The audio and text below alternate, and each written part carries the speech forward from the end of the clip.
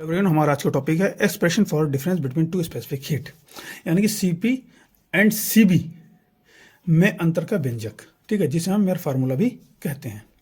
जैसा कि हमने डायग्राम में दिखाया है कि हमने इस डायग्राम को प्रेशर और वॉल्यूम के बीच खींचा है, जिसमें हमारे पास दो आइसोथर्मल कर्व हैं। एक है ए एंड बी और दूसरा है सी एंड डी, जिनके टेम्परेचर यानी कि कर्व ए का टेम्परेचर जो है वो T है और सेकेंड कर्व CD जिसका temperature T plus delta T है। ओके, जैसे आप तीन पॉइंट्स को देख रहे हैं M, N एंड O को। ठीक है, जब हम CP और CB के बीच के रिलेशन को स्थापित करते हैं तो हम क्या करते हैं, तो प्रेशर, वॉल्यूम और टेम्परेचर को किसी गैस का एकांक द्रव्यमान लेते हैं, जिसे हमने पॉइंट मान लिया है M।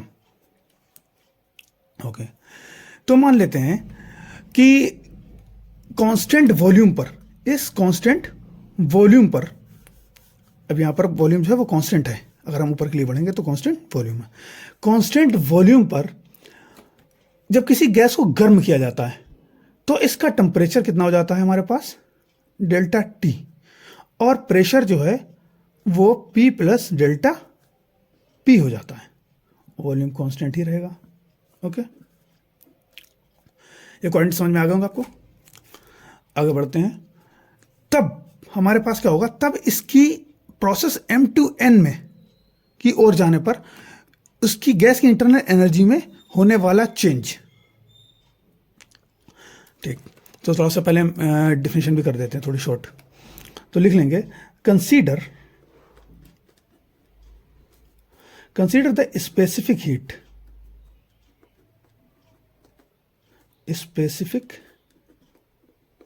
heat for 1 gram mole of a perfect gas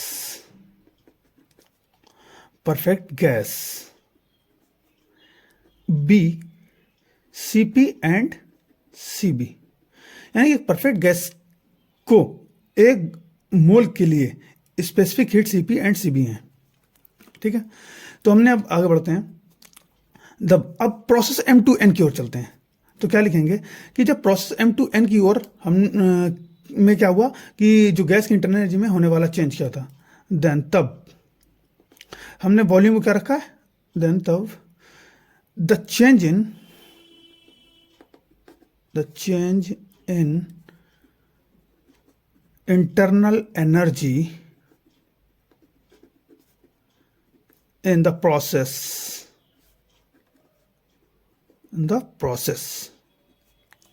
कौन सा प्रोसेस है, M2N। अब अगर देखते हैं, जब हमने वॉल्यूम को कांस्टेंट रखा था, थोड़ा सा रफ पेज ले लेते हैं साइड में, रफ, तो हम फर्स्ट ऑफ थर्मोडायनामिक्स से देखते हैं। तो क्या होता है, dQ बराबर du plus dW। Okay, du को वहीं रखते हैं और dQ माइनस dW। ओके, अब हम क्या करते हैं कि जब हमने वॉल्यूम को कांस्टेंट रखा था तो एक फार्मूला होता है dW बराबर P/dV। वॉल्यूम को कांस्टेंट कर दो तो dW कितना हो जाएगा हमारे पास, 0। तो हम इसकी इंटरनल एनर्जी को लिख किस प्रोसेस में डिफाइन कर सकते हैं, मतलब प्रदर्शित कर सकते हैं, UN2 माइनस UM में प्रदर्शित कर सकते हैं DU को। तो हमारे पास फर्स्ट लॉ ऑफ थर्मोडायनामिक्स से क्या मिल गया, first law of thermodynamics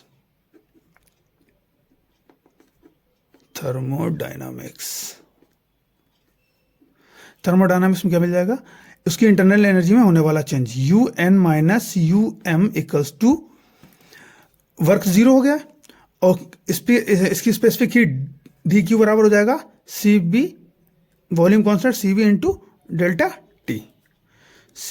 delta T। इसको इक्वेशन हमने 1 मान लिया।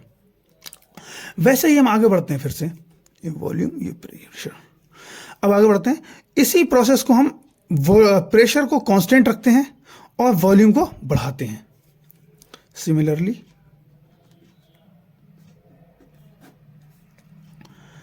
At constant pressure. जब प्रेशर कांस्टेंट रखते हैं तो प्रेशर कांस्टेंट है हमारे पास। जब प्रेशर कांस्टेंट है तो हमारे पास वॉल्यूम को हम जब बढ़ा रहे हैं तो वॉल्यूम बढ़कर कितना हो जाता है यहां पर B plus delta B। Okay, और टेम्परेचर बढ़कर हो जाता है T प्लस डेल्टा T, और प्रेशर कांस्टेंट है। ओके, इसी कंडे तब प्रोसेस M2N के दौरान इंटरनल एनर्जी में होने वाला चेंज क्या लिखेंगे हम? द चेंज इन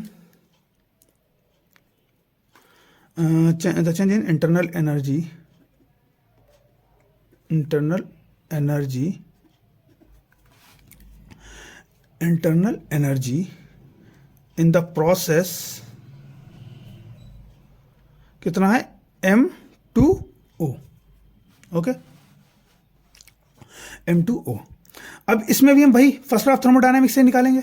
तो हमारे पास इंटरनल एनर्जी में चेंज कितना है हमारे पास? फाइनल स्टेज, यानी कि उसकी फाइनल स्टेज है O, UO minus UM। Okay, but इसमें हमारे पास क्या था कि जो वर्क है वो जीरो है ही नहीं, तो हमारे पास इसमें क्या रखा है हमने? Constant pressure. तो CP into delta T minus PdB। Okay, इसे इक्वेशन मान लेते हैं 2। अब आगे बढ़ते हैं। From perfect gas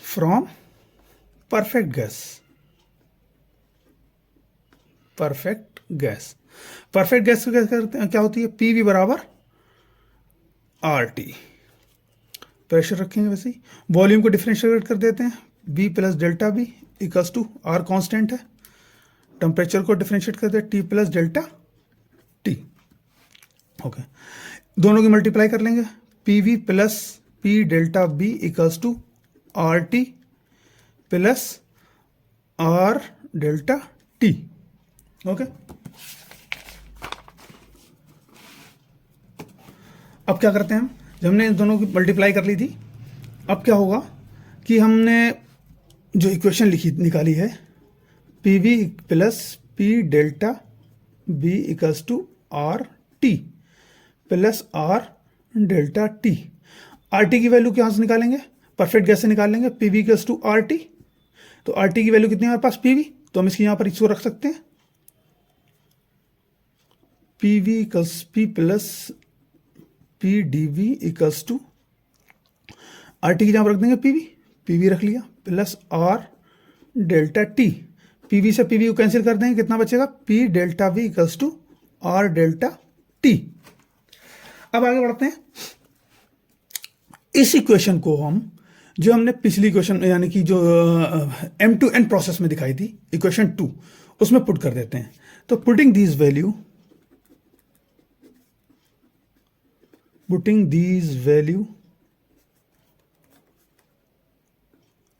in equation 2, यानी कि इक्वेशन 2 में रखने पर, और इक्वेशन 2 क्या थी हमारे पास? UO minus UM equals to CP delta T minus PdB। इस वैल्यू को हम रख देते हैं इसमें, CP delta T minus R delta T। Okay, U0 minus UM। अब हम थोड़ा सा इस इक्वेशन को क्या करते हैं, मान लीजिए इसको इक्वेशन क्या मान 3 मान लें, इक्वेशन 3 मान ली, हम इसको इक्वेशन 3 मान लिया। अब हम आगे बढ़ने के बाद क्या करते हैं कि जब हमारे पास ये जो टेम्परेचर जो है वो गैस की इंटरनल एनर्जी पर डिपेंड करता है, एज द वैसे द इंटरनल एनर्जी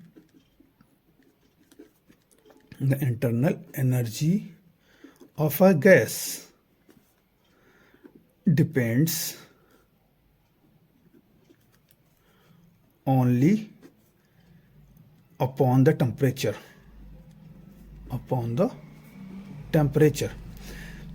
यानी कि टेम्परेचर पर गैस की इंटरनल एनर्जी जो है वो टेम्परेचर पर डिपेंड करती है।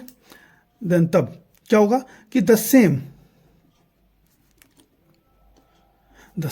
चेंज in internal energy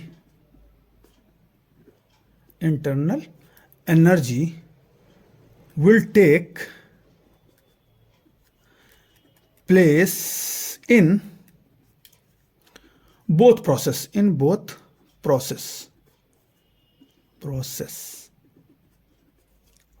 दोनों कौन कौन से प्रोसेस थे हमारा? एक था हमारा UN to UM एंड दूसरा प्रोसेस था हमारे पास UO to UM, यही दोनों प्रोसेस थे। तो इन्होंने बताया कि जब हमारे पास दोनों प्रोसेस में इंटरनल एनर्जी जो चेंज होगी वो दोनों की बराबर होगी, यानी एक दूसरे के बराबर होंगी। तो क्या होगा हमारे पास UN minus UM equals to UO minus UM। Okay, जब हमने इन दोनों को बराबर रख लिया है तब आगे बढ़ते हैं। UN माइनस UM की वैल्यू कितनी रखी थी हमने जो पहले निकाली है? UN माइनस UM की कितनी है? CB इंटू डेल्टा T, और इसकी वैल्यू कितनी निकाली है हमने? CP delta T minus R delta T। Delta T इसमें से कॉमन निकालेंगे, CP माइनस R और डेल्टा T को कॉमन निकालिए, CB डेल्टा T। आगे बढ़ते हैं, डेल्टा T से डेल्टा T को कैंसिल कर देंगे तो हमारे पास क्या मिल जाएगा? इसको पोजीशन को चेंज कर लेते हैं, तो CP minus R equals to CB, R को इधर ले जाएंगे और CB को इधर ले आएंगे, CP minus CB equals to R। This is called